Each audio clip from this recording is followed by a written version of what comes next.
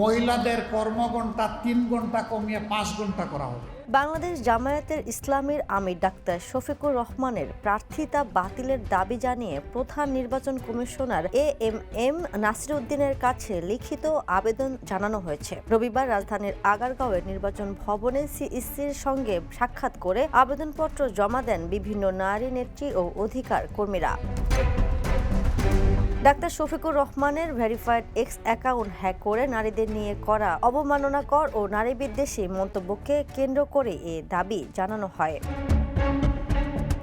লিখিত আবেদনে উল্লেখ করা হয়, সম্প্রতি জামায়াতে আমির তার ভেরিফাইড এক্স অ্যাকাউন্ট থেকে কর্মজীবী নারীদের সম্পর্কে যে মন্তব্য করেছেন তা কুরুচিপূর্ণ, অবমাননাকর ও গভীরভাবে নারীবিদ্বেষী। এসব মন্তব্য দেশের কোটি কোটি শ্রমজীবী নারীর আত্মমর্যাদা, সামাজিক অবদান ও শ্রমের প্রতি চরম অবজ্ঞার শামিল। পরে সংশ্লিষ্ট দলের পক্ষ থেকে ওই বক্তব্যকে হ্যাকিংয়ের ফল বলে দাবি করা হলেও একটি ভেরিফাইড অ্যাকাউন্ট থেকে প্রকাশিত বক্তব্যের ক্ষেত্রে এমন ব্যাখ্যা গ্রহণযোগ্য নয়।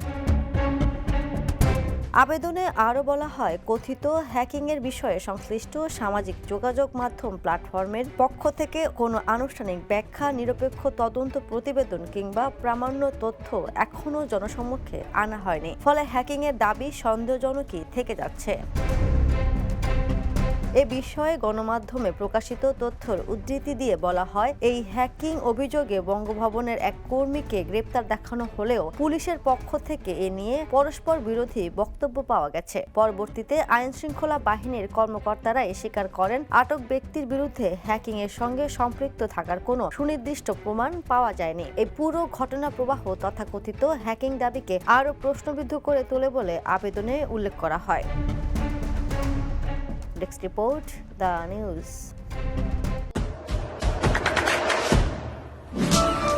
দেশে দেশে সবার সাথে, the news.